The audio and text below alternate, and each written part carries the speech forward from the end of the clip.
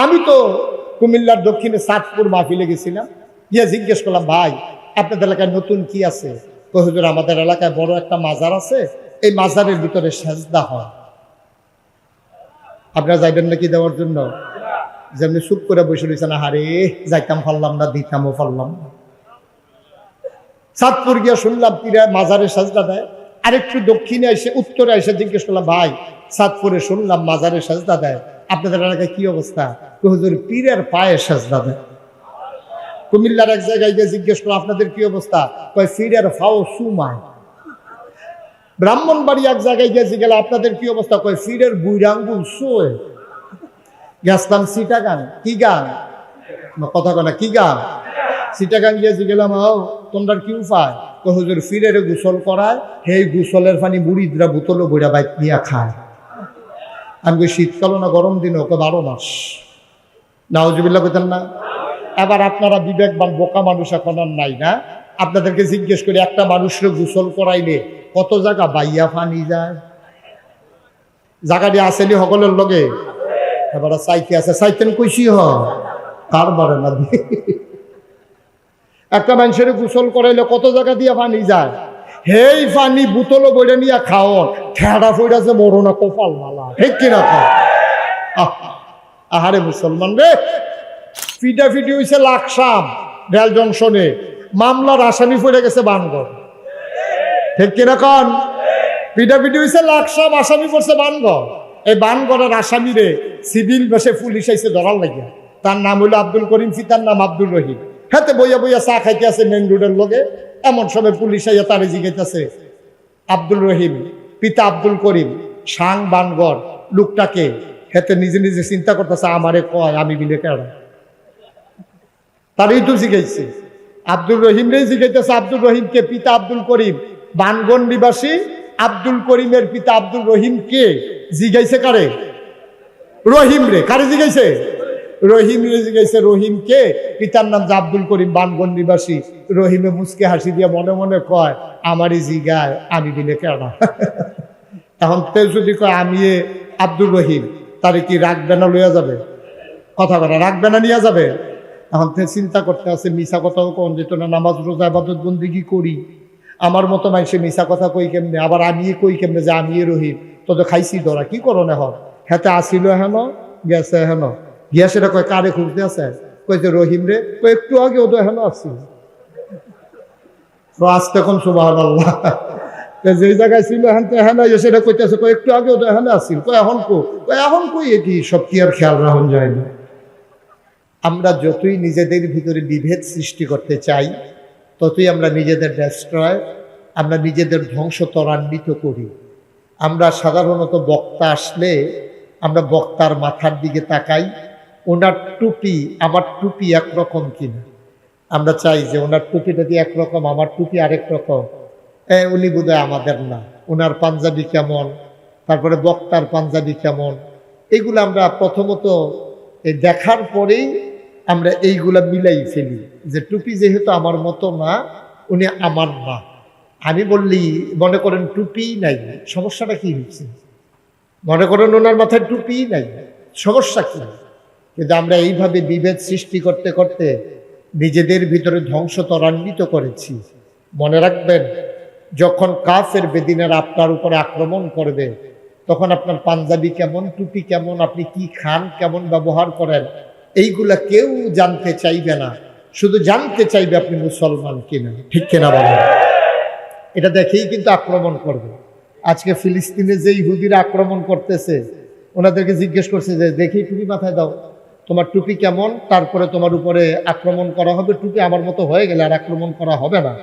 এই বলে একটা ছোট বাচ্চাকেও তো ছেড়ে দেয় না, আমার মাকে ছেড়ে দেয় নাই, আমার বোনকে ছেড়ে দেয় নাই।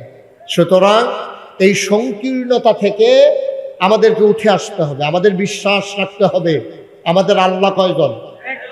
কথা বলেন, আল্লাহ কয়জন? আমাদের নবী, আমাদের কেবলা, আমাদের কেতাব, তো সবই তো আমাদের এক। আমাদের আল্লাহ এক, আমাদের নবীও এক, আমাদের কেবলাও এক, আমাদের কাবাও এক, আমাদের দিনও এক, ইসলাম। এরপরে আমরা যা করি এটা মোটেও শুভনীয় নয়, আজকের মাহফিলের শুরুতেই আমি বিনয়ের সাথে মিনতি করব যে আসুন সকল সংকীর্ণতা থেকে উঠে এসে আমরা এক ইসলামের পতাকা তলে ঐক্যবদ্ধ হয়ে নিজেদের পরিচয় দেই, ইন্নানি মিনাল মুসলিমিন, আমি মুসলমান। ঠিক কিনা বলেন? কারো পরিচয় কোনো কিছুই জিজ্ঞেস করা হবে না। কে পীর সাহেব, কে মুহতামিম সাহেব, কে প্রিন্সিপাল সাহেব, কে কারি সাহেব, কে ইমাম সাহেব, কে ভুইয়া, কে চৌধুরী, কে সরকার, কে খনকার, কে পেশকার, স্বর্ণকার, দফাদার, চকিদার, কে মন্ত্রী, কে এমপি, উজির, নাজির, উপদেষ্টা, আমলা কামলা, কোনো পরিচয় জানা হবে না। পরিচয় শুধু একটাই, আমি মুসলমান। ঠিক কিনা বলেন? আর বাইরে আমাদের কোনো পরিচয় নেই, এটাই আমাদের মূল পরিচয়। ফারউ মাসালা নিয়া আমরা বিভেদ সৃষ্টি করে নিজেদের ভিতরে বিভ্রান্তি তৈরি করব না। আমরা সবাই মিলে ওই ইসলামের মৌলিক বিধিবিধানের ব্যাপারে এক হয়ে আমরা আমাদের পথ চলাকে সামনে এগিয়ে নিয়ে যাব। এমন একটা জিন্দেগি করতে চাই যেদিন আমার মৃত্যু হয়ে যাবে, মসজিদের মিনারে যেদিন ঘোষণা আসবে মানুষটার দুনিয়াতে নাই, দলে দলে লোক দেখতে আসবে, কাফন পরিয়ে জানাজা দিয়ে সবাই মিলে দাফন করে দেবে মাটির কবরে। আমরা সবাই দেখবে মাটির কবর, আমরা যেন কবরে গিয়ে দেখি মাটির কবর মাটি নাই, মাটির কবর জান্নাতের টুকরা হয়ে গেছে। আমরা একটা জিন্দেগি চাই নাকি চাই না? চাই নাকি চাই না? আমাদের সবার কবর জান্নাতি হোক, আমরা চাই আমরা জান্নাতি হই, কবরগুলো জান্নাত হোক, আমরা চাই। সেই কবরকে জান্নাত বানাতে গেলে, নিজেকে মুসলিম হিসাবে পরিচয় দিতে গেলে কেমন করে নিজেদেরকে গড়ে তুলতে হবে সেই সম্পর্কে আজকের আলোচনা। ওয়ামা তৌফিকি ইল্লা বিল্লাহ। আল্লাহ যেন কবুল করে, সবাই পড়ি আমিন। জুড়ে, আরো জুড়ে, আর জোর নাই না? এত মানুষ আমিন বললে তো আর অনেক জোর হয়ে যাওয়ার কথা। সবাই পড়েন আমিন। যারা দাঁড়িয়ে আছেন বসে পড়ুন। আপনি যে আসছেন সবাই দেখছে, হ্যাঁ বসেন। এবার অনেকে আছে নিজের দেহানের লেগে আইয়া দাঁড়াইতে, বসেন বসেন, হয়েছে, দেখছে, সবাই দেখছে, হ্যাঁ আপনারা দেখছে, সবাই চাইছে আপনার দিকে, বসেন। সবাই পড়েন আলহামদুলিল্লাহ। জোরে, আমি যখন যেটা বলতে বলি আসতে না জোরে, দুই একজন না সবাই মিলে বলেন সুবহানাল্লাহ, বলেন আলহামদুলিল্লাহ, বলেন আল্লাহু আকবার। শুকরিয়া আদায় করলাম কার? করব কার? করে যাব কার? লস না লাভ? কম না বেশি? প্রমাণ আছে নাকি নাই? আমার আল্লাহ রাব্বুল আলামিন কোরআনুল কারীমে কত সুন্দর করে ওয়াজ করে দিলেন। আল্লাহ বলেন, লা ইন শাকারতুম লা আযীদান্নাকুম। ও দুনিয়ার মানুষ, নিয়ামত পেয়ে যদি শুকরিয়া আদায় করবে, যেই নিয়ামত পেয়ে শুকরিয়া আদায় করবে, শুকরিয়া আদায়ের কারণে ওই নিয়ামত আমার আল্লাহ আরো বহুত গুণে বাড়িয়ে দেবেন। বলেন সুবহানাল্লাহ। আমার আল্লাহ যা বলেন তা করেন নাকি করেন না? কম কম না বেশি বেশি? প্রমাণ আছে নাকি নাই? কোরআনুল কারীমে 30 পারায় সূরা বুরুজের শেষ অংশে কত সুন্দর করে আল্লাহ ওয়াজ করে দিলেন। আল্লাহ বলেন, ফাআলুন লিমা ইউরিদ। আমার আল্লাহ এমন আল্লাহ, তার যা মন চায় ওই কাজটাকে আমার আল্লাহ বেশি বেশি করে দেন। বলেন সুবহানাল্লাহ। আল্লাহ দুনিয়ার মানুষের মতো না। দুনিয়ার মানুষ বলে একটা করে আর একটা, ঠিক কিনা? অসুখে পড়লে একরকম, ভালো হয়ে গেলে আরেক রকম, ঠিক কিনা? নদী পার হওয়ার আগে একরকম, নদী পার হয়ে গেলে আরেক রকম। টাকা হাওলাত নেওয়ার সময় একরকম, ফেরত দেওয়ার সময় আরেক রকম। নির্বাচনে দাঁড়াইলে একরকম, পাশ করার পরে আরেক রকম, ঠিক কিনা?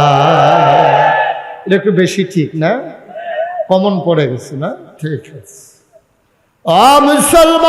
মুসলমান মন দিয়ে শুনো রে ভাই, আমার আল্লাহ যা বলেন তাই করে দেন।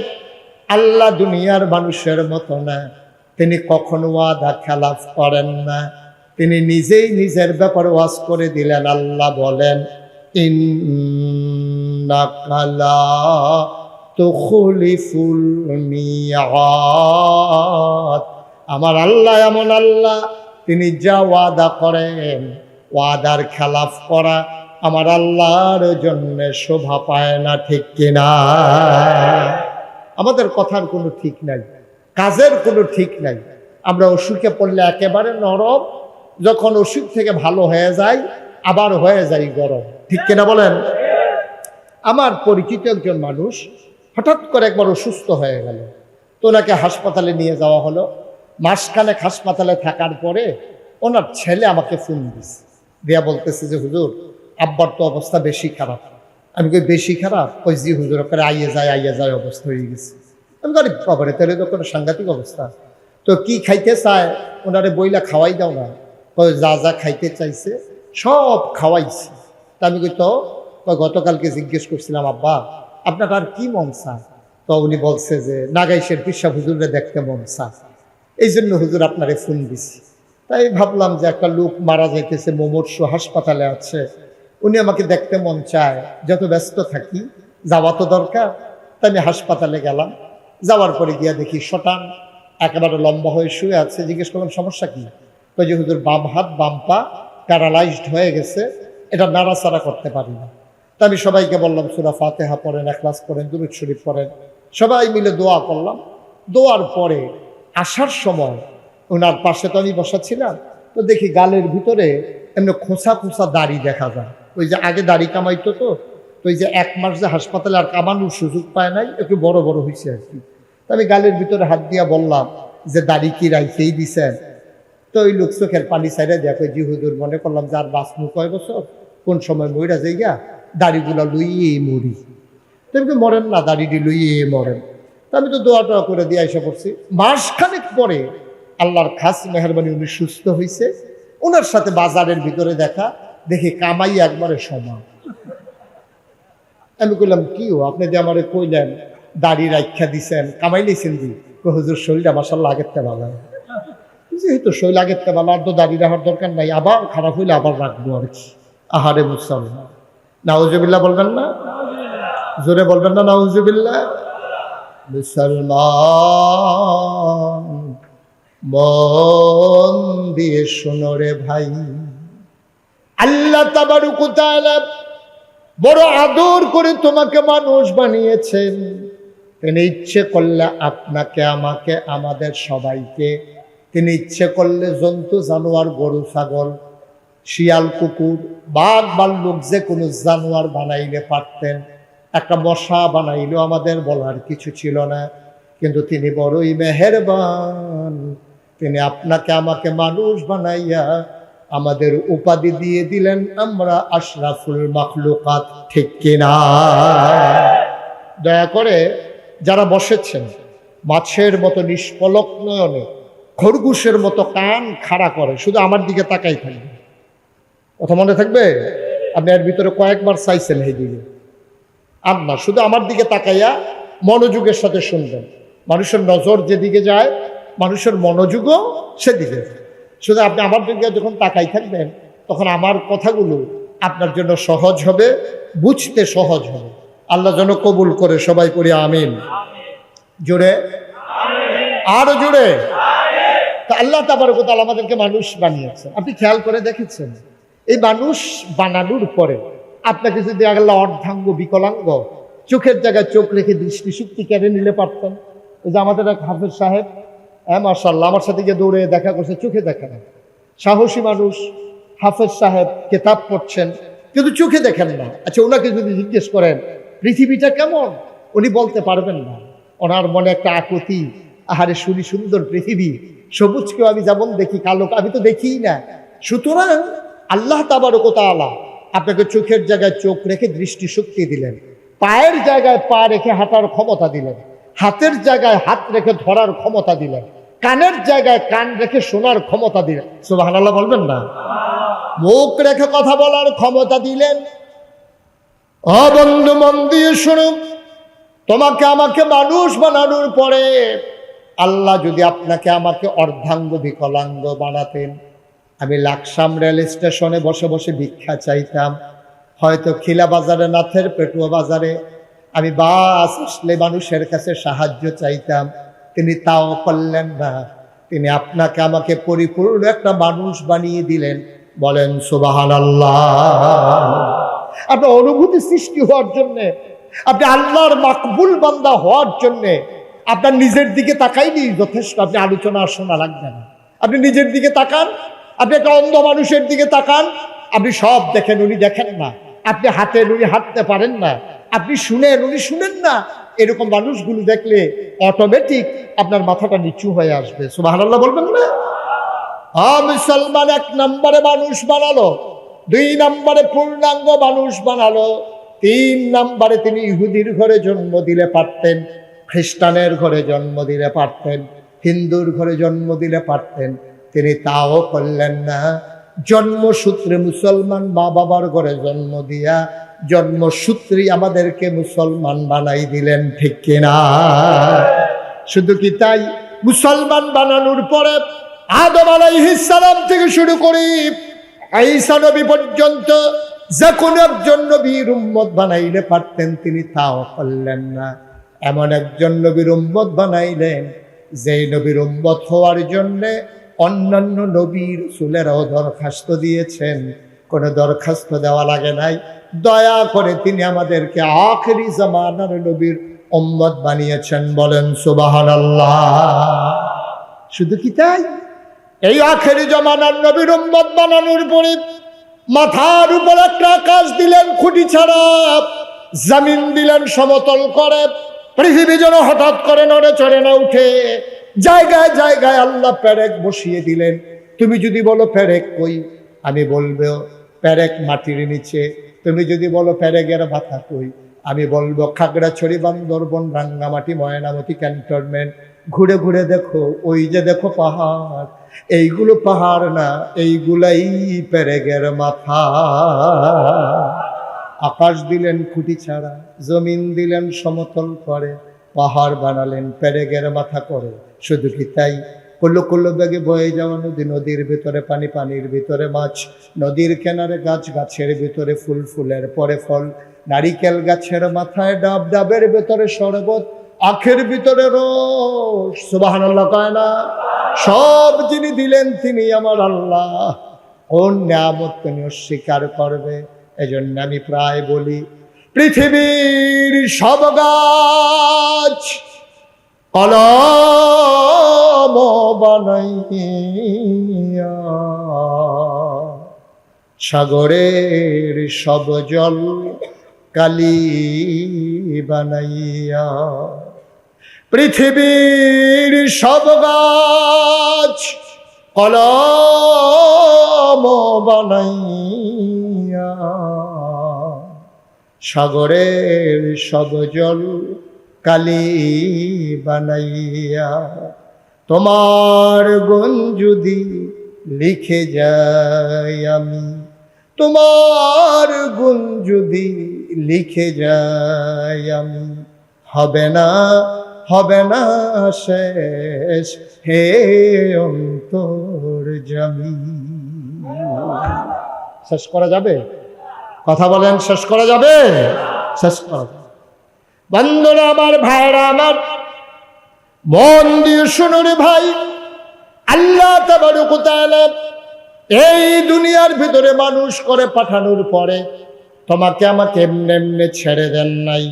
কোন পথে গেলে জান্নাত, কোন পথে গেলে জাহান্নাম, কোন পথে গেলে লাভ, কোন পথে গেলে লোকসান, কোন পথে ভালো, কোন পথে মন্দ, কোন পথে কল্যাণ, কোন পথে অকল্যাণ, কোন পথে শিরক বেদাত, কোন পথে তাওহীদ রিসালাত, কোন পথে কুফর আর কোন পথে ইসলাম জানানোর জন্য যুগে যুগে নবী এবং রাসূল দিয়েছেন। ও বন্ধু, ১৫০০ বছর আগে আমার নবীর নবুয়ত যখন প্রকাশ পেল, আল্লাহর নবী মুহাম্মদুর রাসূলুল্লাহ সাল্লাল্লাহু আলাইহি ওয়াসাল্লাম, নবীর নাম শুনলে কি পড়তে হয়?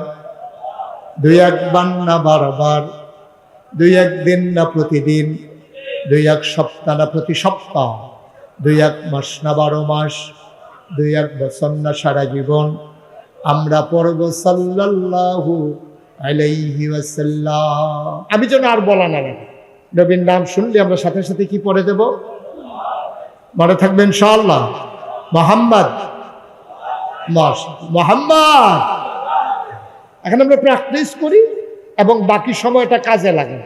আমাদের ওয়াজ তো স্টেজ প্যান্ডেল থেকে বের হয় না, প্যান্ডেলের ভিতরে মন দিয়া ওয়াজ শুনতে আছে, কান লাগাইয়া শুনতে আছে, চোখের পানি ফালাইয়া কানতে আছে। ওয়াজের ভিতরে মনোযোগের কোনো অভাব নাই। যেই মাত্র ওয়াজ শেষ হয়েছে, প্যান্ডেল থেকে বাড়িয়ে লোকের বাড়ারে কইতে আছে বিড়িটা দে, বেড়া হুজুরা কত কথাই কইব, সব মাইনা ভাড়া যাইতো না, ওয়াজ শেষ। ওই বিড়ির দোমার লোকে ওয়াজ উঠতে আস, ঠিক কিনা কন? খুব মনোযোগ দিয়ে যে কথাটা শুনবেন, সারাটা জীবন যেন এই ওয়াজ আর দরকার না লাগে। আল্লাহ যেন কবুল করে, সবাই করে আমিন। বন্ধুগণ, ১৫০০ খুব খেয়াল, ১৫০০ বছর আগে নবী যখন এসে দ্বীনের দাওয়াত দিলেন, দাওয়াত দেওয়ার পরে মানুষগুলো হয়ে গেল 2 ভাগ।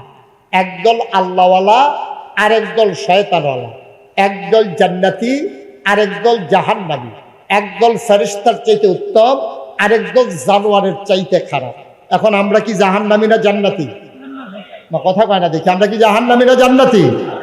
আমরা কি শয়তানওয়ালা না আল্লাহওয়ালা? আমরা আল্লাহওয়ালা হতে চাই।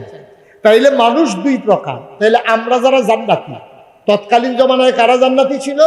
তৎকালীন জমানায় যারা জান্নাতি হয়েছিল, আবু বকর, উমর, উসমান, আলী, তালহা, জুবাইর, আব্দুর রহমান ইবনে আউফ, সাদ ইবনে রাবিয়া, আব্দুল্লাহ ইবনে আব্বাস, আব্দুল্লাহ ইবনে উমর, আব্দুর রহমান ইবনে আবু বকর, ওরা ছিল জান্নাতি মানুষ। আর আমরা ওদের বংশধর, এই জন্য আমরাও জান্নাতি, ঠিক কিনা বলেন? এই জন্য আমরাও আল্লাহওয়ালা। আমাদের গায়ের ভিতরে উমরের রক্ত, উসমানের রক্ত, আলীর রক্ত। তাইলে ১৫০০ বছর আগের আবু বকর, ১৫০০ বছর পরে বানঘর, আমরা যদি আবু বকরের বংশধর হই, ১৫০০ বছর আগে আবু জেহেল, তাইলে ১৫০০ বছর পরে আবু জেহেলের বংশধর আছে নাকি নাই? সহজ হিসাব। ১৫০০ বছর আগের আবু বকরের বংশধর যদি এখন বানঘরে থাকতে পারে, তাইলে ১৫০০ বছর আগের আবু জেহেলের বংশধরও এখন আছে। তো ১৫০০ বছর আগের আবু বকরের ব্যাপারে আল্লাহ কোরআনে কি বলেছেন? আল্লাহ বলছেন রাদিয়াল্লাহু আনহুম ওয়া রাদু আনহু, তাদের ব্যাপারে আল্লাহ খুশি, আল্লাহর ব্যাপারে তারা খুশি। সুবহানাল্লাহ বলবেন না? এখন যদি আমাদের কাছে একটা ঘোষণা আসে যে বানঘর মাহফিলে যারা এসেছো সবার ব্যাপারে আমি আল্লাহ খুশি, আমাদেরকে আর কোনো চিন্তা আছে? কথা কোন চিন্তা আছে? এমনি আল্লাহ বলে দিয়েছেন ওয়ালা তাহিনু ওয়ালা তাহজানু ওয়া আনতুমুল আ'লাউনা ইন কুনতুম মুমিনিন। তোমাদের কোনো পেরেশানি নাই, তোমাদের কোনো ভয় নাই, তোমাদের কোনো টেনশন নাই, তোমরাই হবা সফল কাম ইন কুনতুম মুমিনিন। সুবহানাল্লাহ বলবেন না? যদি তোমরা মুমিন হতে পারো। সুবহানাল্লাহ কোন? এখন মুমিনের পরিচয় দিতে গিয়া কোরআনুল কারীমে সূরা তাওবা 111 নম্বর আয়াতে আল্লাহ মুমিনের একটা গুণ বলেছেন। আল্লাহ বলছেন ইন্নাল্লাহা ইশতারা মিনাল মুমিনিনা আনফুসাহুম ওয়া আমওয়ালাহুম বিআন্না লাহুমুল জান্নাহ। শুনো শুনো শুনো, তোমরা যারা নিজেদেরকে আল্লাহওয়ালা দাবি করো, তোমরা ঈমানদার দাবি করো, তোমরা যারা নিজেদেরকে মুমিন দাবি করো, ইন্নাল্লাহা ইশতারা, তোমাদের কাছ থেকে আল্লাহ কিনে নিয়েছেন মিনাল মুমিনিনা, মুমিনদের কাছ থেকে, আনফুসাহুম ওয়া আমওয়ালাহুম, তাদের জান এবং তাদের মাল, বিআন্না লাহুমুল জান্নাহ, বিনিময়ে তাদেরকে দিয়ে দিয়েছেন জান্নাত। সুবহানাল্লাহ বলবেন? তাহলে আমরা মুমিন, আমাদের জান আর মাল আমরা সব কিছু বিক্রি করে দিয়ে আমরা মুমিনের খাতায় নাম লিখিয়ে নিয়েছি। সুবহানাল্লাহ বলবেন না? তো ১৫০০ বছর আগে আবু বকরের বংশধর, ১৫০০ বছর পরে আমরা।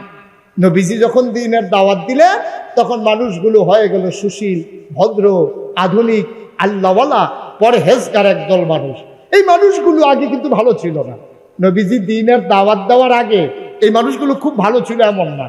যে উমর ইসলামের দ্বিতীয় খলিফা, যে উমরের ব্যাপারে বলা হয়েছে আনা খাতামুন নাবিয়্যিন লা নাবিয়্যা বা'দি, আমি হলাম সর্বশেষ নবী। নবী বলছেন আমার পরে আর নবী নাই, আমার পরে যদি নবী থাকতো আমার উমর আমার পরে নবী হইতো। সুবহানাল্লাহ বলবেন না? চারটিখানি কথা মনে করছেন? কত বড় কথা যে নবী আর নাই, যদি নবী হইতো আমার উমর নবী হইতো। সেই উমর তিনি জান্নাতের সুসংবাদপ্রাপ্ত দ্বিতীয় মানুষ। নবীজি বলছেন সে নবীর মর্যাদা রাখে। তারপরে বলছেন উনি ইমামুল মুরসালিন, তিনি হচ্ছেন তিনি হচ্ছেন আপনার কি বলে ওই সব আমিরুল মুমিনিন, খলিফাতুল মুসলিমিন, তিনি হচ্ছেন মুমিন মুসলমানদের আমির এবং মুসলমানদের তিনি খলিফা, জান্নাতের সুসংবাদ প্রাপ্ত মানুষ, ইসলামের দ্বিতীয় খলিফা। অর্ধেকটা পৃথিবীর প্রেসিডেন্ট ছিলেন হযরত উমর। এই উমর খুব ভালো মানুষ ছিলেন না, উমরের হাতের মাইর খায় নাই। মক্কায় এমন খুব কম লোক ছিল, খুব কম লোক ছিল, ওনার কথার আগে হাত চলতো, ইচ্ছা মতো মানুষরে পিটাইতো। ওই এই ওকাজের মেলায় ওনায় যখন কুস্তিগির হতেন তখন বছরে বছরে উনি সেরা কুস্তিগির হতেন, অনেক মানুষ ওনার হাতে মার খেয়েছে। তাহলে এই খারাপ মানুষগুলো ভালো হয়ে গেল কেমনে? পশ্চিমা বিশ্বের যারা মনীষী, America, Britain, France, Germany, Sweden, Switzerland, ওদের জন্য বড় বড় ইউনিভার্সিটি, ওখানে এখন পিএইচডি করা হচ্ছে, এখন তারা থিসিস করছে, এখন তারা গবেষণা করছে।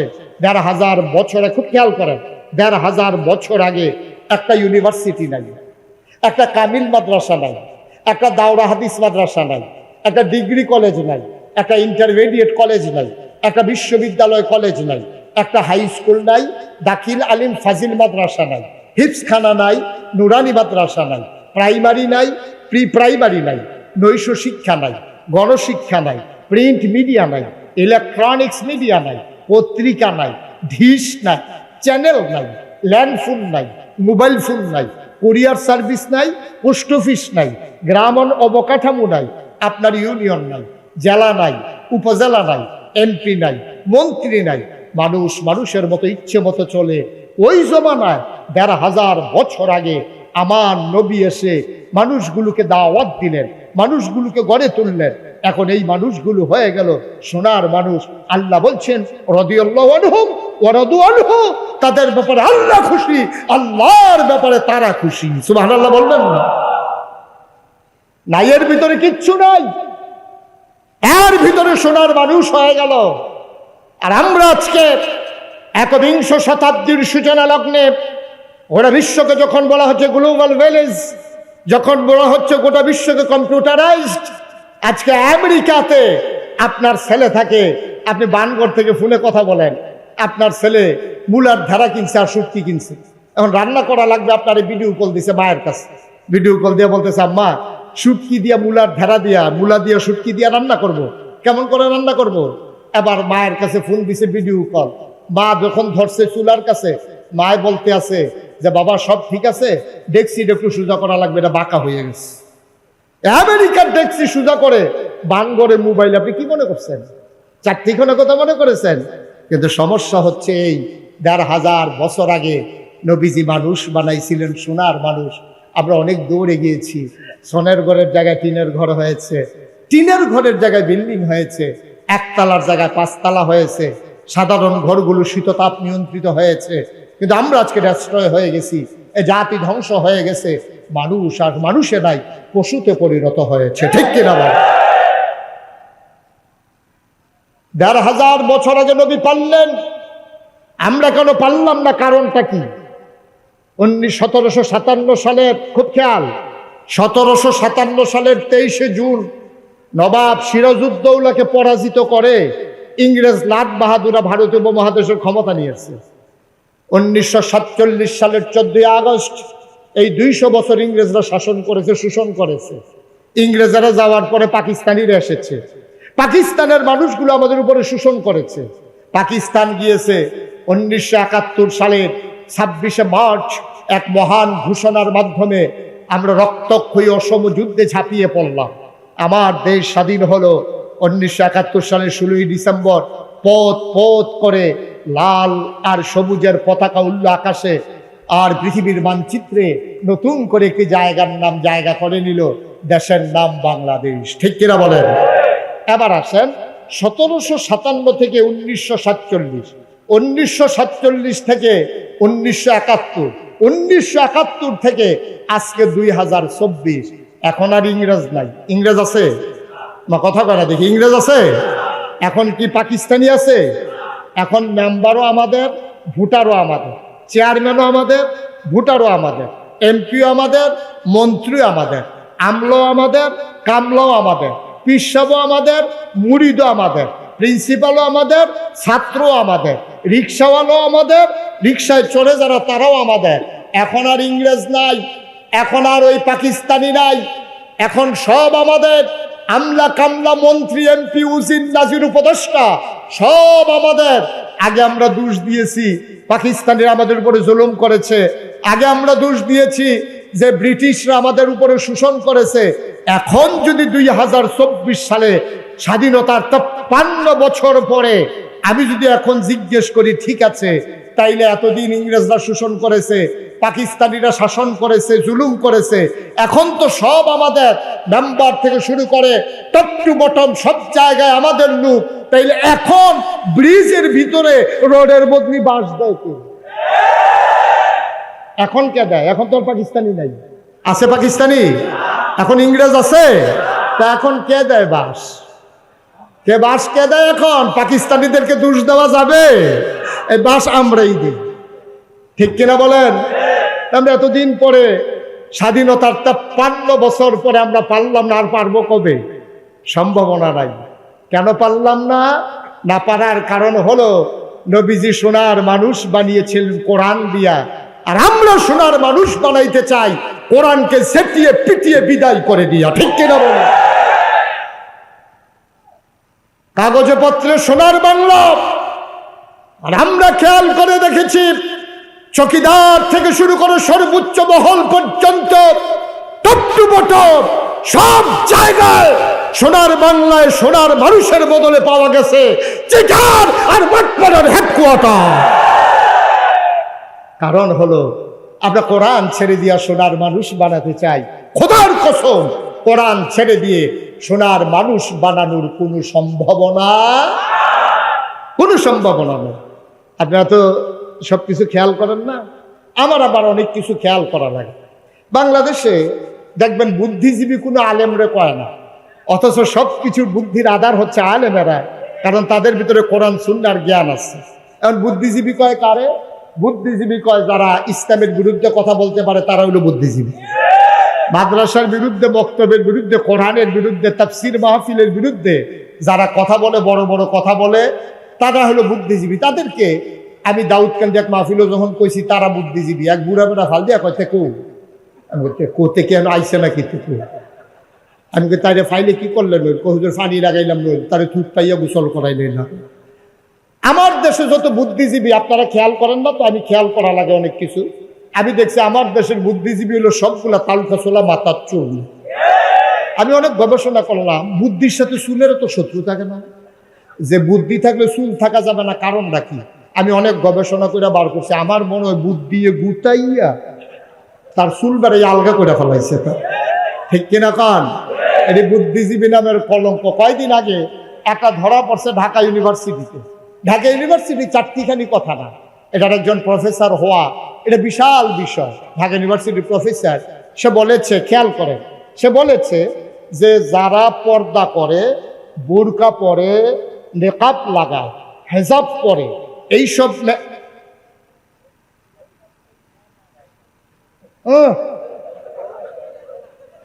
আমার পরে হাফানার দেওয়া হইব।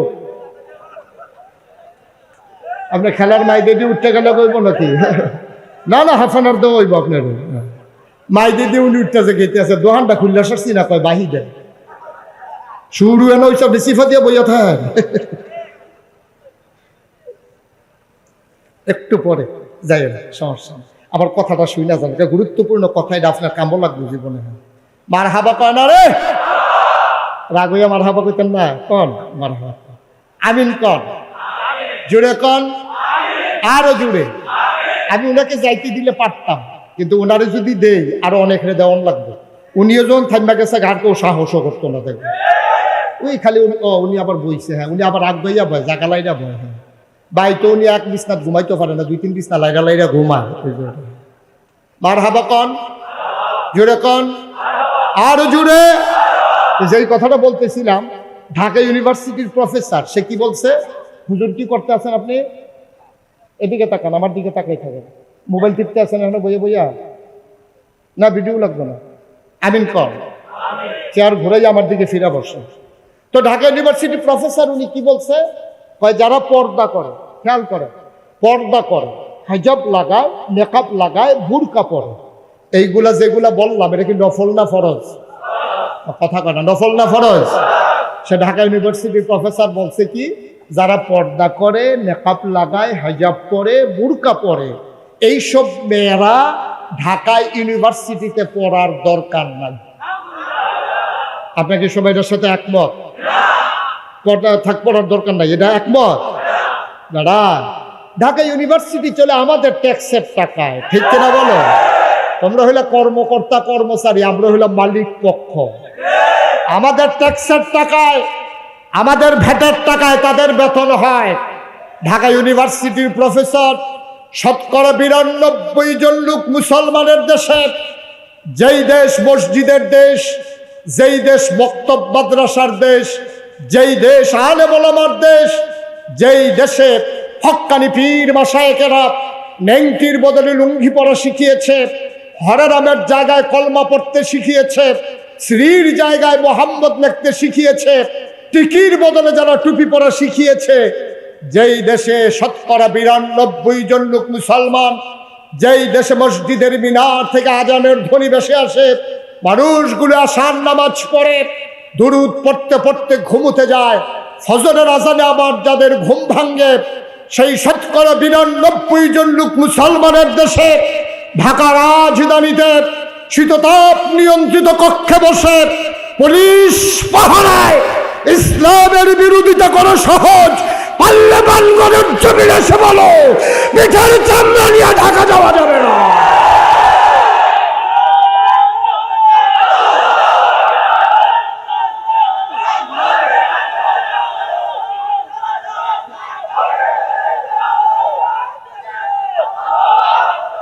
সবাই পড়ি আমিন, জোরে পড়ি আমিন। মন যা চায় তাই করবা, আর মুখে দিয়া যা আসে তাই বলবা। এই বাংলাদেশকে কারো কাছে লিজ দেওয়া হয় নাই।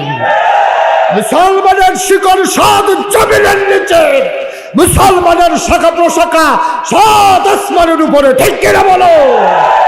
সুতরাং যা মন চায় বলবা, মনে হয় যেন তারা নিজের বাড়ি আর আমরা মামুর বাড়ি বেড়াইতে পারছি। অসভ্যের দল কোথাকা।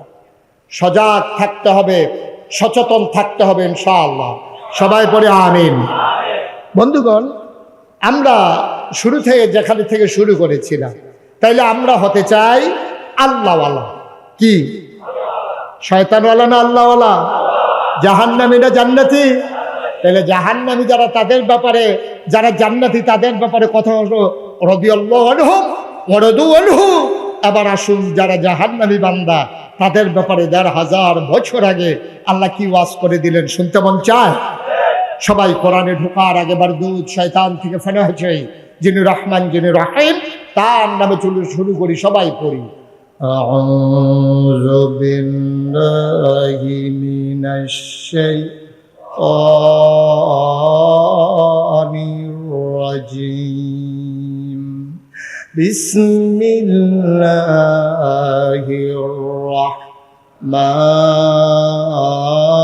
রাহমানির রাহিম। ওয়ালাহুম কুলুবুল লা ইয়াফকাহুনা বিহা ওয়ালাহুম আয়ুনুল লা ইউবসিরুনা বিহা ওয়ালাহুম আযানুল লা ইয়াসমাউনা বিহা উলাইকা কাল আনআম বাল হুম আদাল। আল্লাহ কয়, শোনো শোনো শোনো, দুনিয়ার ভিতরে একদল মানুষ আছে, ওয়ালাহুম কুলুবুল লা ইয়াফকাহুনা বিহা, তাদের মন আছে বুঝে না, ওয়ালাহুম আয়ুনুল লা ইউবসিরুনা বিহা, তাদের চোখ আছে তারা দেখে না, ওয়ালাহুম আযানুল লা ইয়াসমাউনা বিহা, তাদের কান আছে তারা শুনে না। আমরা বলি মাওলা ও রব্বে করিম, এটা আবার কেমন মানুষ? মন আছে বুঝে না, চোখ আছে দেখে না, কান আছে শুনে না, এটা আবার কেমন মানুষ? আল্লাহ কয়, আমি কি বলছি নাকি মানুষ? উলাইকা কাল আনআম, ওরা হলো চতুষ্পদ জানোয়ারের মতো। আমি বলি আল্লাহ সে কি জানোয়ার? আল্লাহ কয় না বালুক মাউদাল, জানোয়ারের কিছু বুঝ আছে, এই ব্যাককলের তাও নাই। ঠিক কিনা? ও মুসলমান, শুরুতেই বলেছিলাম আমরা সবাই জান্নাতি হতে চাই, চাই নাকি চাই না? জান্নাতি হতে গেলে মৌলিক তিনটা জিনিসের ভিতরে তোমাকে বিশ্বাস রাখা লাগবে। এক নম্বরে তুমি আল্লাহর ব্যাপারে বিশ্বাস করেছো। তোমার কাছে যদি আল্লাহ জানতে চায় বা ও বান্দা আমার ব্যাপারে তোমার ধারণা কি, আমরা বলে দেই মাওলা রাব্বুল কারীম। এটা জিজ্ঞেস করার কি হলো? ওরা আরো 30 ওই প্রত্যেক দিন 5 ওয়াক্ত নামাজে প্রতি রাকাতে তোমাকে আমরা কি জানিয়ে দেই নাই আলহামদুলিল্লাহি রাব্বিল আলামিন, সমস্ত প্রশংসা কেবলমাত্র শুধুমাত্র একমাত্র আমার আল্লাহ রাব্বুল আলামিনের জন্য। ঠিক কিনা? তাইলে আমরা প্রশংসা করব কার? ডাকবো কারে? চাইব কার কাছে? দিতে পারেন যিনি, তিনি কে? আমার দেশে এমন একটা আল্লাহ পাওয়ার পরে মানুষ মাজারে গিয়া সেজদা দেয় নাকি দেয় না? কি আল্লাহ?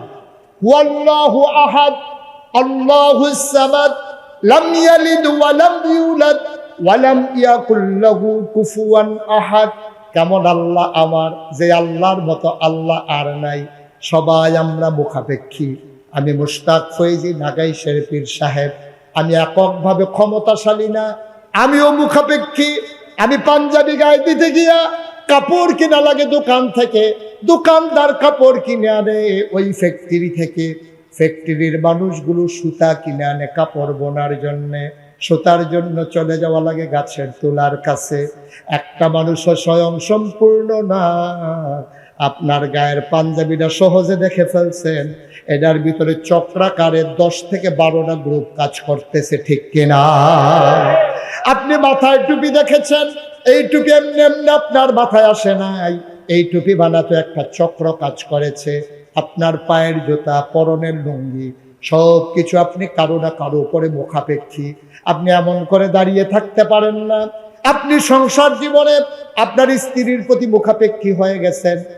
আপনি ধান করে দেন, উনি রান্না করে দেয়। আপনি মাছ ধরে দেন, উনি তরকারি রান্না করে দেয়। তারপরে আপনি বসে বসে খান, প্লেটে খান, প্লেট আনা লাগে কোকারিজের দোকান থেকে। এইভাবে পৃথিবীর সবচেয়ে সেরা যে ধনী মানুষটা, সবার থেকে সবাই, আর সবচেয়ে গরিব যে মানুষটা, সবাই আমরা নানানভাবে নানান মুখাপেক্ষী। ঠিক কিনা? আল্লাহ বলছেন আল্লাহুস সামাদ, তিনি অমুখাপেক্ষী। অমুখাপেক্ষীর পেছনে ওনার যুক্তিও আছে। ওনার খাওয়া লাগে না, ওনার সংসার নাই, ওনার বাড়ি ঘর নাই, ওনার জায়গা জমি নাই। উনি ছিলেন, উনি আছেন, তিনি থাকবেন, তিনি সব কিছুর ঊর্ধ্বে। আল্লাহুস সামাদ, তিনি লাম ইয়ালিদ ওয়া লাম ইউলাদ ওয়া লাম ইয়াকুল লাহু কুফুয়ান আহাদ। তিনি কারো থেকে জন্ম দেন নাই, কাউকে জন্ম দেন নাই। ও বন্ধু, দুনিয়ায় পীরের মতো পীর হয়, নেতার মতো নেতা হয়, মন্ত্রীর মতো মন্ত্রী হয়, এমপির মতো এমপি হয়। আমার আল্লাহর কি মতো হয়? আমার আল্লাহর কি নমুনা হয়? আমার আল্লাহর কি ডুপ্লিকেট হয়? আমার এই আল্লাহ আছেন নাকি নাই? তিনি ছিলেন নাকি ছিলেন না? আল্লাহু লা ইলাহা ইল্লাহু হুয়াল হাইয়ুল কাইয়্যুম, তিনি চিরঞ্জীব, তিনি চিরস্থায়ী। অবসলমান, আজকে বান করে মাহফিল শুনে আগামীকালকে চায়ের স্টলে তুমি বসে বসে ঝুরাও, ঘুমাও। আল্লাহ লা তাকুযুহু সিনাতুন ওয়ালা নাওম, তার ঘুম নাই, তার তন্দ্রা নাই, তার ঝিমুনি নাই। তিনি ছিলেন, তিনি আছেন, তিনি থাকবেন। তিনি রহমান, তিনি রাহিম, তিনি হাইয়ুল কাইয়্যুম, তিনি প্রেমময়, তিনি ওয়াদুদ। ও মুসলমান, এমন একজন আল্লাহ পাওয়ার পরে বাংলার মুসলমান মাজারে গিয়া সেজদা দেয় নাকি দেয় না? আপনাদের এলাকায় বোধহয় নাই না? আপনাদের এলাকায় আছে? আরে কই কি, আমি তো কুমিল্লার দক্ষিণে সাতপুর মাহফিলে গেছিলাম, গিয়া জিজ্ঞেস করলাম, ভাই আপনাদের এলাকায় নতুন কি আছে? কই হুজুর, আমাদের এলাকায় বড় একটা মাজার আছে, এই মাজারের ভিতরে সেজদা হয়। আপনারা যাইবেন নাকি দেওয়ার জন্য? যেমনি চুপ করে বসে রয়েছে না, হারে যাইতাম পারলাম না, দিতামও পারলাম না। সাতপুর গিয়া শুনলাম পীরা মাজারে সেজদা দেয়। আরেকটু দক্ষিণে এসে, উত্তরে এসে জিজ্ঞেস করলাম, ভাই সাতপুরে শুনলাম মাজারে সেজদা দেয়, আপনাদের এলাকায় কি অবস্থা? হুজুর পীরের পায়ে সেজদা দেয়। কুমিল্লার এক জায়গায় গিয়ে জিজ্ঞেস করো আপনাদের কি অবস্থা, কয় পীরের ফাও সুমায়। ব্রাহ্মণবাড়ি এক জায়গায় গিয়ে গেলে আপনাদের কি অবস্থা, কয় পীরের বুইরাঙ্গুল সোয়ে। গেছলাম চিটাগাং, কি গান কথা কয় না, কি গান? চিটাগাং গিয়ে গেলাম, তোমরা কি উপায়? হুজুর পীরের গোসল করায়, সেই গোসলের পানি মুড়িদরা বোতল বইরা বাইক নিয়ে খায়। আমি শীতকালও না গরম দিনও, ওকে 12 মাস। নাউজুবিল্লাহ কইতেন না? এবার আপনারা বিবেকবান বোকা মানুষ এখন আর নাই না? আপনাদেরকে জিজ্ঞেস করি, একটা মানুষের গোসল করাইলে কত জায়গা বাইয়া পানি যায়? জায়গাটি আসেনি সকলের লগে? এবার চাইতে আছে, চাইতেন কইসি কার বারে না দিয়ে একটা মানুষের গোসল করাইলে কত জায়গা দিয়ে পানি যায়? হেই পানি বোতল বইটা নিয়ে খাওয়ান, ঠেড়া ফইরাছে মরো না কপাল মালা, ঠিক কিনা? আহারে মুসলমান রে, মুসলমান আবার মন দিয়ে শুনো, আল্লাহ তাবারক ওয়া তাআলা তোমাকে পারফেক্ট প্র্যাকটিসিং মুসলিম বানানোর জন্য এই 30 পারা কোরআন দিলেন। এমনি এমনি না, তুমি চেয়েছিলে ইহদিনাস সিরাতাল মুস্তাকিম, হে আল্লাহ আমার সহজ সরল রাস্তা দেখাও। আল্লাহ কয় যালিকাল কিতাবু লা রাইবা ফি হুদাল লিল মুত্তাকিন, তোমরা যারা সহজ সরল রাস্তা চাও এই 30 পারা কোরআন নাও। হুদাল লিল মুত্তাকিন, ভয় পাওয়া মানুষের জন্য এই কোরআন হলো হেদায়েত। বলো সুবহানাল্লাহ। কোরআনুল কারীম 21 পারায় সর্বশেষ সূরা সূরা আহজাব 73টা আয়াত 9টা রুকু। আল্লাহ কত সুন্দর করে দেখে কয়, ইয়া আইয়ুহান নবী, হে নবী, ইত্তাকিল্লাহ, আপনি ভয় পাবেন শুধুমাত্র কেবলমাত্র একমাত্র আমার আল্লাহকে, ঠিক কিনা? আমরা ভয় পাবো কারে? পুলিশ, র্যাব, গোয়েন্দা, দলীয় ক্যাডার, গ্রামের সর্দার, মন্ত্রী, এমপি, ভয় পাবো কারে? কথা কয় না, কারে? কেবলমাত্র কারে? শুধুমাত্র কারে? একমাত্র কারে? কিন্তু আজব কারবার কি জানেন? আমরা বাংলাদেশের মুসলমান আল্লাহরে ডরানোর কথা, আর আমরা মুসলমানেরা আল্লাহরে ছাড়া সবাইরে ডরায়। শুধু ডরায় না আল্লাহরে, আনলে সবাইরে ডরায়। এই নারিকেল গাছের টিনের সালের ভিতরে এই যে চলুয়ে নারকেল খাইছে, সেইটা পড়ছে, এবার লাভ দিয়ে উঠছে। রাস্তা দিয়ে ট্রাক যায়, চাক্কা ব্রাস্ট হয়েছে, এবার লাভ দিয়ে গিয়ে আরেকবার রুশো উড়ে গেছে গা। সেদিন কংসনগর এক কুত্তায় ক্ষেপখান দিছে, একটা ফাল থেকে পানি ফুলে গেছে। আমরা দেশের মুসলমান ভয় পায় না শুধু আল্লাহরে, আল্লাহ ছাড়া সবাইরে ভয় পায়, ঠিক কিনা বলেন? অথচ আল্লাহ বলছেন, ইয়া আইয়ুহান নবী, হে নবী, ইত্তাকিল্লাহ, আপনি ভয় পাবেন শুধুমাত্র কেবলমাত্র একমাত্র আল্লাহকে। সুবহানাল্লাহ বলবেন না?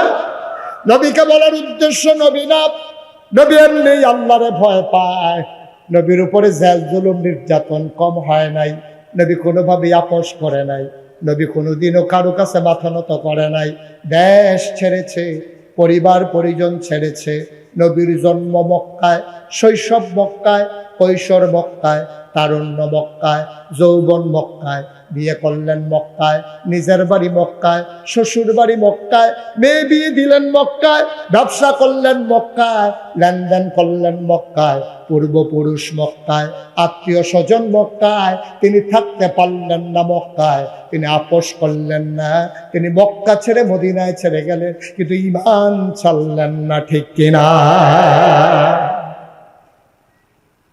বাংলার মুসলমান দিন মানার কারণে লাকসাম ছেড়ে কেউ 14 গ্রাম যাওয়া লাগে নাই, 14 গ্রাম ছেড়ে কেউ ফেনী যাওয়া লাগে নাই। অথচ আল্লাহর নবী মক্কা ছেড়ে মদিনায় যাওয়া লেগেছে। তাইলে বোঝা গেল আমরা আপোষ করে ফেলেছি, আমার নবী আপোষ করেন নাই, ঠিক কিনা? ঈমান বড় মজবুত জিনিস। আমার নবী মক্কা ছেড়ে মদিনায় চলে গেলেন, তিনি আপোষ করেন নাই, অবিচল আস্থা নিয়ে দাঁড়িয়েছিলেন। হাজার হাজার বছর আগে আপনার আমার যিনি জাতির পিতা ইব্রাহিম আলাইহিস সালাম, তিনি আপোষ করেন নাই। আমাদের আদি পিতা আদম, তিনি আপোষ করেন নাই। আদমের সানি নূহ, তিনি আপোষ করেন নাই, ইব্রাহিম আলাইহিস সালাম আপোষ করেন নাই, মূসা ফেরাউনের সাথে আপোষ করেন নাই, ইব্রাহিম নমরুদের সাথে আপোষ করেন নাই। আর মূসা আলাইহিস সালাম যেমন করে অটল অবিচল আস্থা নিয়ে দাঁড়িয়েছিলেন, আমাদের যিনি জাতির পিতা ইব্রাহিম তিনিও যেমন আপোষ করেন নাই, অটল অবিচল দাঁড়িয়েছিলেন।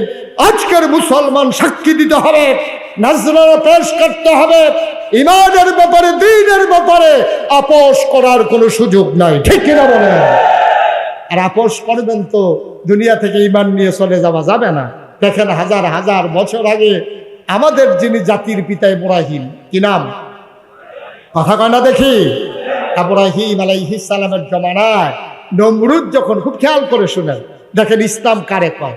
১৫০০ বছর আগে নবীজির মাধ্যমে আল্লাহ জানিয়ে দিলেন আমাদেরকে সেই কথাগুলো। ইব্রাহিম আলাইহিস সালামের জমানায় নমরুদ যখন তিনি ঘোষণা দিলেন, আনা রাব্বুকুমুল আ'লা, আমি হলাম সবচেয়ে বড় খোদা। সবাই বলল অবশ্যই আপনি বড় খোদা। নমরুদের আব্বা, ইব্রাহিমের আব্বা, ইব্রাহিমের আম্মা, গোষ্ঠী জ্ঞাতি, বংশধর, অজপাড়া গায়ের মানুষ, শহরের মানুষ, মন্ত্রী, এমপি, উপদেষ্টা, দেশের ভিতরে যত মানুষ ছিল সবাই নমরুদকে সাজদা দিয়েছিল। নাউজুবিল্লাহ বলবেন না? আমাদের আব্বা প্রমাণ করে দিয়েছে, আমার আব্বা ওই দলে, আমার আম্মা ওই দলে, আমার গোষ্ঠী জ্ঞাতি, দেশবাসী সবাই এক দলে, শুধু ইব্রাহিম আমাদের আব্বা একা একা একা দাঁড়িয়ে আছে। সুবহানাল্লাহ বলবেন না? তিনি একা দাঁড়িয়ে কেমন করে অটল অবিচল পাহাড়ের মতো ইমান নিয়ে দাঁড়িয়েছিলেন। যখন সবাই মিলে সাজদা দিচ্ছে, সবাই দল বেঁধে নমরুদের পায়ে সাজদা দিতে আছে। গোয়েন্দা, গোয়েন্দা ছিলেন? কথা বলে গোয়েন্দা ছিলেন না? গোপন কথা যে কানে কানে কয় তারে কই গোয়েন্দা। গোয়েন্দার আইসা নমরুদের কানে কানে বলতেছে যে আল্লাহ কারে কয় না, কথা না কারে কয়। মাশাআল্লাহ, সচেতন শ্রোতা। আপনারা তো বলতে পারছেন কারে কয়। দাউদকান্দি মাহফিলও জিজ্ঞেস, আমি কিছু কারেও কয়, তো হগলে দাঁড়াই আমরা কেমন কয়, আমার থেকে হেন আসতাম নাকি কারে কয়। নমরুদের কানে কানে গোয়েন্দারা কয় আল্লাহ কয় কি? কয় সবাই তো আপনার সাজদা দিছে, একজন তো দেয় নাই। কয় কে সে, কি নাম? কয় তার নাম ইব্রাহিম। কয় তার আব্বার নাম কি? কয় আজর। দেখো আজরকে, বাপ থাকতে ছেলের সাথে কি এর কথা, নিয়ে আসো। আজরকে যখন জিজ্ঞেস করছে, এই আজর তোমার ছেলে ইব্রাহিম কই? কয় মেলাতেই তো আছে, মাঠেই আছে। কয় না, গোপন সূত্রে খবর পেয়েছি আমারে সাজদা দেওয়া লাগবে, এই জন্য তোমার ছেলে মাঠে আসে নাই। দেখেন আমাদের যিনি জাতির পিতা কেমন করে আমাদেরকে শিখিয়ে দিয়ে গেছেন ইমান নিয়ে একাকি কেমন করে দাঁড়িয়ে থাকা লাগে। উনি চলে গেলেন। আজর যখন খুঁজে পায় না ছেলেকে, দৌড়ে গেছে বাড়িতে, গিয়ে দেখে ইব্রাহিম আলাইহিস সালাম আমাদের আব্বা, আমাদের কি জোরে কয় না, আমাদের কি, আমাদের আব্বা, উনি কাঁথা গায়ে দিয়া, কাঁথা মুড়ি দিয়া নখ ডাইকে ঘুমাইতে আছে। আমাদের আব্বা সবাই সাজদা দিতে আছে, আব্বা ঘুমায়। আমাদের দাদা আজর ইয়ে ডাক দিছে, কিরে সবাই সাজদা দিতে আছে আল্লাহরে, আর তুই যেখানে শুয়ে রইছ, ঘটনা কি? আমাদের আব্বা একটা বুদ্ধিপূর্ণ যুক্তিপূর্ণ একটা জবাব দিয়েছিলেন। সেই জবাবটা আমরা যেন শুনে শুনে 2024 সালে কোনো কারণে সেই প্রশ্নের জবাব আমরা যেন আব্বার থেকে শুনে শুনে দিয়ে দিতে পারি।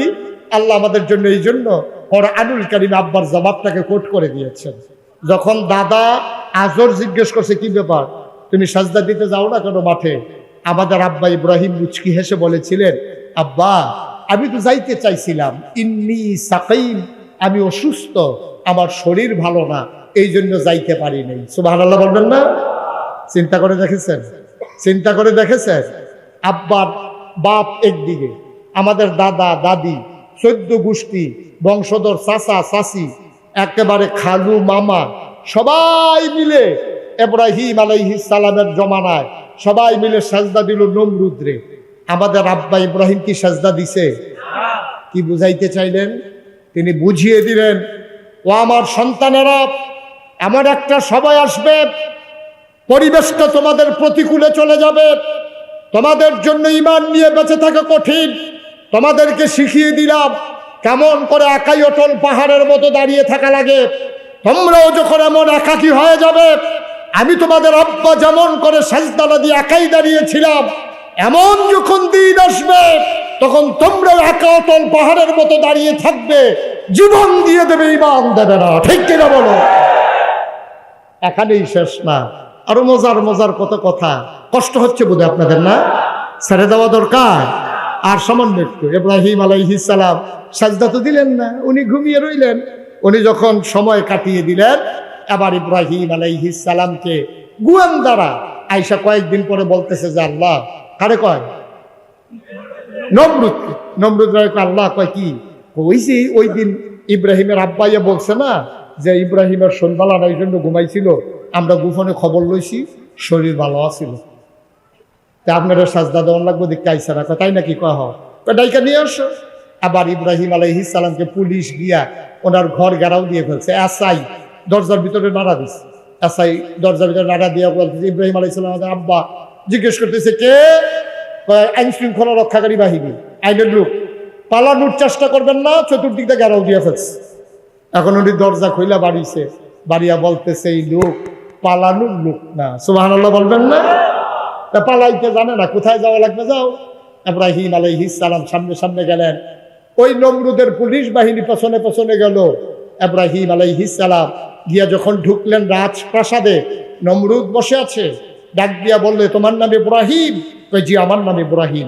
শুনলাম তুমি নাকি আমাকে আল্লাহ মানো না। কয় কার থেকে শুনলেন? ওই যে সবাই কয়। ইব্রাহিম আলাইহিস সালাম মুস্কি হেসে কয় সবাই যখন কয় সত্যই কয়, এত মানুষ মিছা কথা কয় না, সুবহানাল্লাহ বলবেন না। তাইলে তুমি কি আমাকে আল্লাহ মানো না? কয়টা তো শুনলেনি, বারবার শুনতে ভালো লাগে নাকি? তাহলে ভিতরে আসো। ইব্রাহিম আলাইহিস সালামকে নিয়ে নমরুদ পাশে বসাইলেন, আস্তে করে হাতে ধরে বললেন ইব্রাহিম মনে বড় শখ ছিল আল্লাহ হব, হইছি, কিন্তু তোমার জন্য একসেটিয়া হইতে পারি না, তুমি আমার আল্লাহ মানলেই কিন্তু একসেটিয়া হয়ে যায়। ইব্রাহিম আলাইহিস সালাম আমি তো মানতে চেয়েছিলাম, আপনাকে আল্লাহ মানতে চাইছিলাম, কত না করছে কে? চিন্তা করে দেখলাম আপনার যে আল্লাহ মানবো, আপনি কি মরবেন না? আপনি কি থাকবেন না, মরে যাবেন? তো নমরুদ চুপ মেরে গেছে, চিন্তা করতেছে থাকলে ভালো হয় নাকি মরলে ভালো হয়। মনে মনে চিন্তা করতেছে মানুষের ভিতরে আল্লাহ বাঁচলে আর কয়দিন, সত্যটাই কইয়া দিই। এখন নমরুদের চিন্তা করে কি কইয়াছে, কি বিপদ পড়ি, ইব্রাহিমের যে এত বুদ্ধি, তা তো আমার বাইনটা সিফা থালাই দিছে, এখন থাকলে কি কয় আবার না থাকলেও কি কয়। এই ইব্রাহিম আলাইহিস সালামের যে এত বুদ্ধি, এই বুদ্ধি দিছে কে? হ্যাঁ, নবী রাসূলদেরকে কে বুদ্ধি দেয়? ইমানদারদেরকে কে বুদ্ধি দেয়? মাইয়ুরিদিল্লাহু বিহি খায়রান ইউফাক্কিহু ফিদ্দীন, যাকে আল্লাহ কল্যাণ দিতে চায় আল্লাহ তাকে দ্বীনের সঠিক বোঝ দান করে, সুবহানাল্লাহ বলবেন না। এক প্রশ্নের কাছে নমরুদ আটকা পড়ে গেছে। কিছুক্ষণ চুপ থাকার পরে নমরুদ বলতেছে দেখো মানুষের ভিতরে আল্লাহ বাঁচলে আর কয়দিন, হিসাবে তো মরণ লাগে। ইব্রাহিম আলাইহিস সালামকে এই জন্যই তো আপনার আল্লাহ মানা যাবে না। তো কি সমস্যা? আপনি নিজেই তো এখন বললেন মরে যাবে না, তো মনে করেন আমার আল্লাহর খুব দরকার, এখন আমার আল্লাহর দরকার, দৌড়াই আপনার বাড়িতে আসলাম, আইসা দিয়ে আপনি মরে রয়েছেন, তা আমি আল্লাহ ফামু কই? যে আল্লাহ নিজেই কই মরে যাবে তারে আল্লাহ মানা যাবে? সুবহানাল্লাহ বলবেন না। তাইলে আমাদের আব্বার বুদ্ধি কম না বেশি? সাংঘাতিক বুদ্ধি। ওই বুদ্ধির অংশ পাইয়া আমরা এখনো ভালো আছি, ঠিক কিনা বলেন? আমরা ওয়ারিশ সূত্রে বংশানুবংশক্রমে জেনেটিক ভাবে ওই আব্বার বুদ্ধির কিছু অংশ আপনারাও পাইছেন, এই পাওয়ার কারণে এখনো বাচ্চা গেছেন। ফিটাফিটি হয়েছে লাকসাম রেল জংশনে, মামলার আসামি পড়ে গেছে বানগড়, ঠিক কিনা কন? পিটাপিটি হয়েছে লাকসাম, আসামি পড়ছে বানগড়। এই বানগড়ের আসামিরে সিভিল বেশে পুলিশ আইসে ধরার লাগিয়া, তার নাম হইল আব্দুল করিম, পিতার নাম আব্দুল রহিম। হাতে বইয়া বইয়া চা খাইতে আছে মেন রোডের লোকে, এমন সময় পুলিশ আইয়া তারে জিগাইতেছে আব্দুল রহিম পিতা আব্দুল করিম সাং বানগড় লোকটাকে।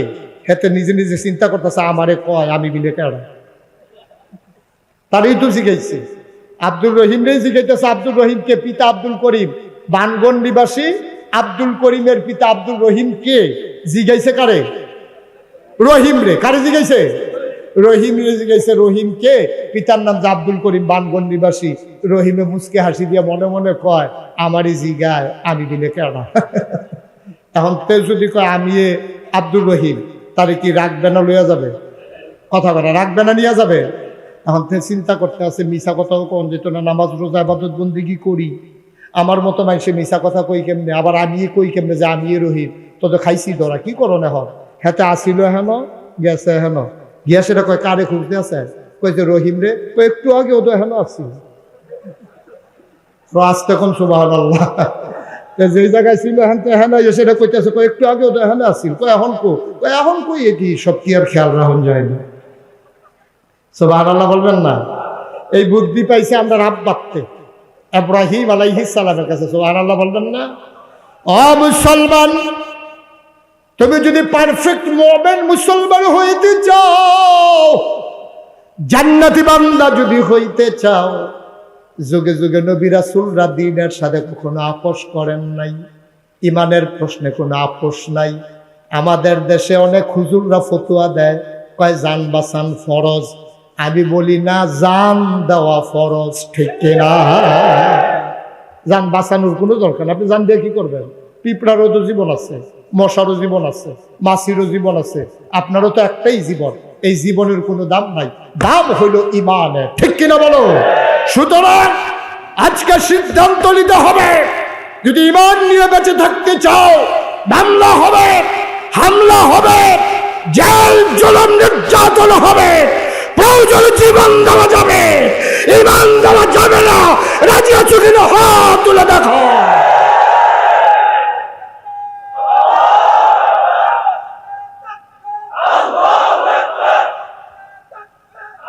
সবাই পড়ে না আমিন? জোরে পড়ে না আমিন? সুতরাং জীবন রাখা ফরজ না দেওয়া ফরজ? ইমানের প্রশ্নে জীবনকে দিয়ে দেওয়া ফরজ। জীবন রাখার কোনো দায়িত্ব আপনার না। জীবনের যিনি মালিক তিনি কে? তিনি বুঝবেন জীবন রাখবেন না নিয়ে নেন, এটা আপনার দায়িত্ব। মুসলমান, আমরা ইমান বুঝি নাই, আমরা ইসলাম বুঝি নাই।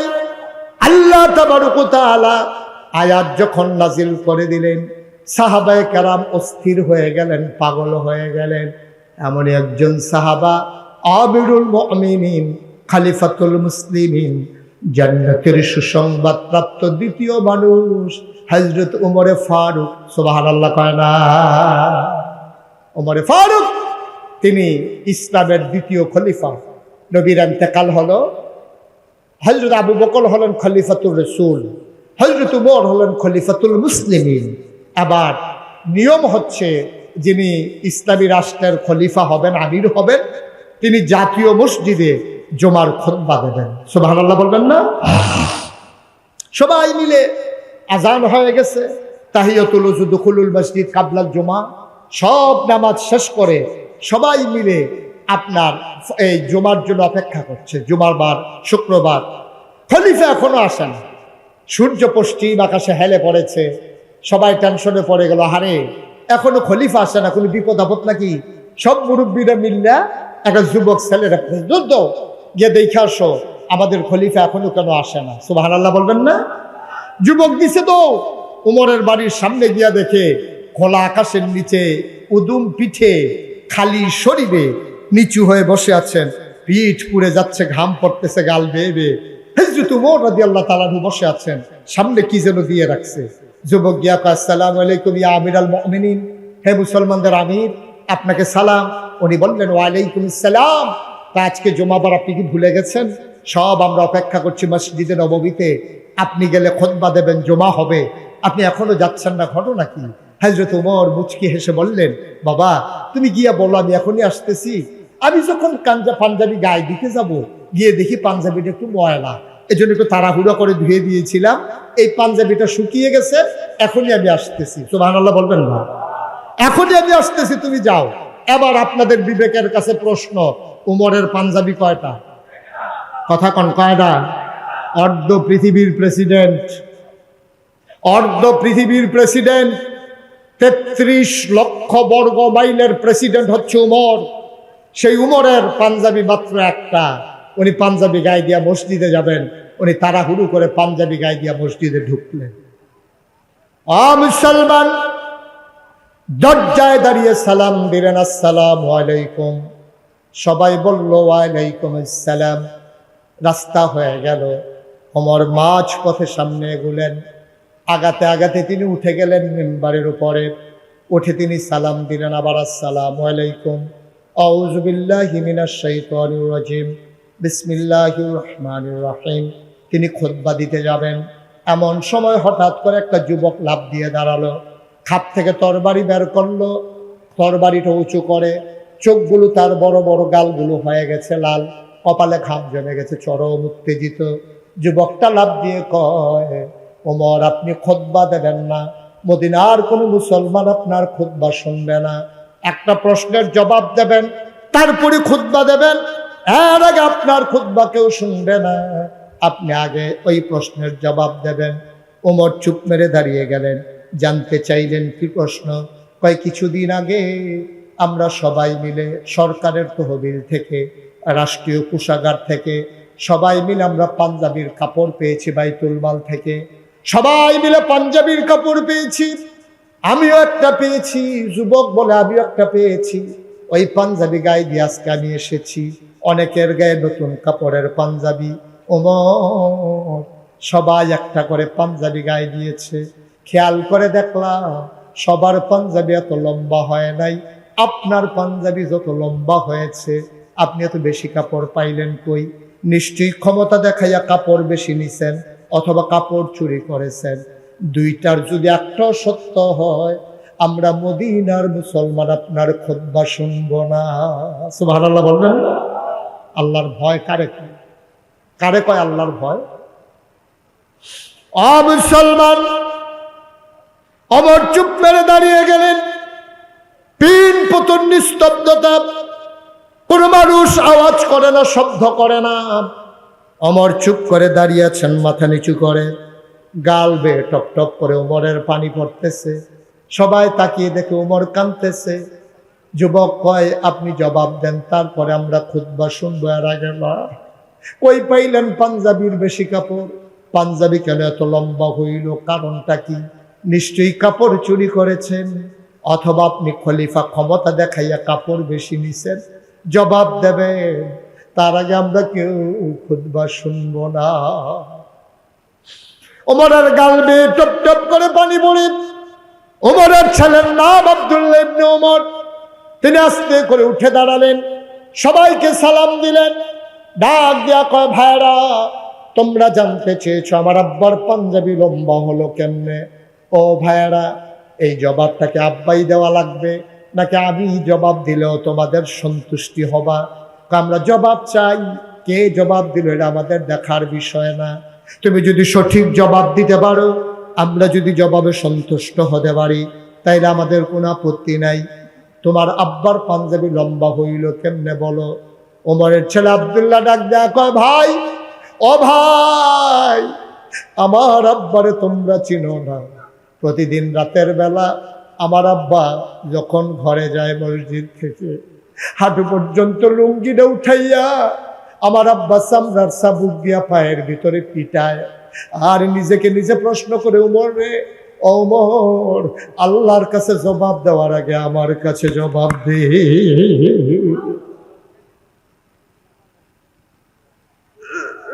প্রতিদিন আমার আব্বা নিজের পায়ের ভিতরে নিজে পিটায়, আর নিজে নিজে কথা কয়। ডাক দেয়া কয়, ওমর, নিজেই নিজেরকে ডাক দেয়া কয়, ওমর, আজকে সারাদিন কি করেছে জবাব দাও। ঠাস করে পিটা মারে। আবার জিজ্ঞেস করে, 5 ওয়াক্ত নামাজ জামাতে হইছে নাকি? দেশের ভিতরে সুন্দরভাবে শান্তি শৃঙ্খলা কি বজায় রাখতে পেরেছিলে? ক্ষমতা দেখাইছো নাকি কারো উপরে জুলুম করেছো নাকি? এমন করে করে পিটায়। আমার আব্বা আমার আম্মা হাওমা উঠতে কান্দে। আপনি কি শুরু করেছেন? আপনি কি পাগল হয়ে গেছেন? নিজের পায়ে নিজে এমন করে পিটায়। আমার তো এটা জানা ছিল না। ওমর চিৎকার করে কয়, বিবি আমার, আমারে বাধা দিও না। ওমর যদি আমার কাছে জবাব দিতে না পারে, কিয়ামতের ময়দানে আল্লাহর কাছে কেমনে জবাব দেবে?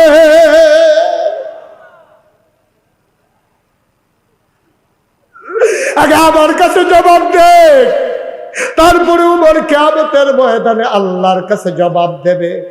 আমার কাছেই যদি জবাব দিতে না পারে, আল্লাহর কাছে কেমনে জবাব দেবে? সুতরাং বিবি আমার, বাধা দিও না, বাধা দিও না। ওমরকে জবাবের কাঠগড়ায় দাঁড় করাই রাখো। আমার আব্বার সেই আব্বা, আমার আব্বার সেই আব্বা, আমার আব্বা নিজের পায়ে নিজে পিটায়, আর তোমাদের কাপড় চুরি করবে না বুঝলা কেমনে? লোকজন কয়, সাফাই গাইও না, জবাব দাও, তোমার আব্বার পাঞ্জাবি লম্বা কেন? এবার আব্দুল্লাহ ইবনে ওমর চিৎকার করে কয়, ভাই, ও ভাইরা, আমার আব্বা কাপড় চুরি করবে দূরের কথা, আমার ছোট ভাই বোনগুলা একদিন আম্মার কাছে কান্নাকাটি করেছে, আম্মা ও আম্মা, একরকম খাবার খাইতে খাইতে আর ভালো লাগে না, ঘরে একটু মিষ্টি রান্না করো, একটু ফিন্নি রান্না করো যেন খেতে পারি। আমার আম্মার কাছে বারবার ছোট ভাই বোনগুলো কেঁদেছে। আমার আম্মা বলেছে, তোমার বাবা যখন আসবে আমি দরখাস্ত দেখে দেব, দেখি কবুল করা যায় কিনা।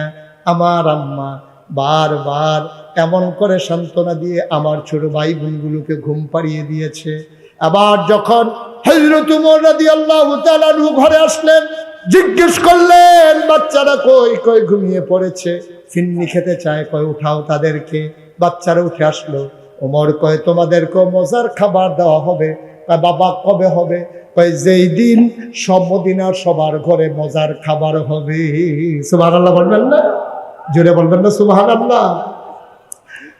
মুসলমান, মাশাআল্লাহ। হ্যাঁ যে ঠিক আছে, আজকের মাহফিলের যিনি প্রধান আলোচক, আমার পরেই যিনি কথা বলার কথা, ইতিমধ্যে তিনি আমাদের মাঝে এসে হাজির হয়েছেন। আহলান সাহলান মারহাবা, মোস্ট ওয়েলকাম, আমাদের ভুবনে আপনাকে স্বাগত। আমাদের আজকের মাহফিলের প্রধান আলোচক, আমার কুমিল্লার গর্ব, আমার কুমিল্লার অহংকার, মঞ্চে ময়দানে যার সাথে কথা হয়, আমার প্রিয় ভাই আরিফ বিন হাবিব, আল্লাহর খাস মেহেরবানি, তিনি আমাদের মাঝে এসে হাজির হয়েছেন।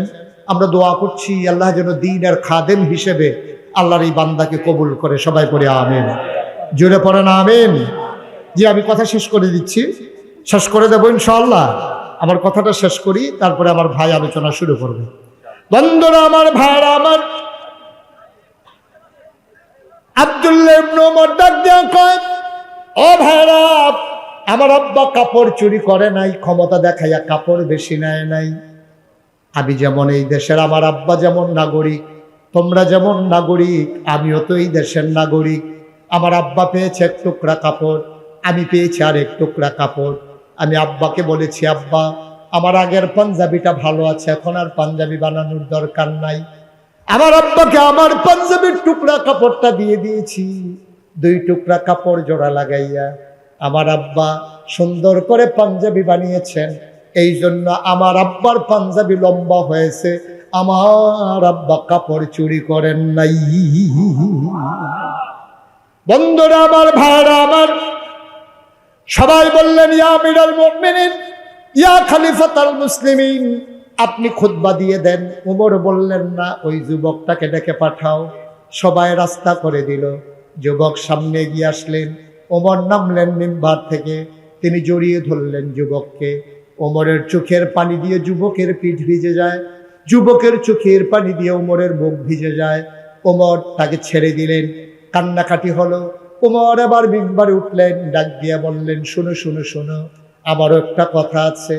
যতদিন পর্যন্ত ইসলামের ভিতরে এমন যুবক বেঁচে থাকবে, ততদিন পর্যন্ত ইসলামের পশমের ক্ষতি করারও কারো ক্ষমতা নাই, ঠিক কিনা?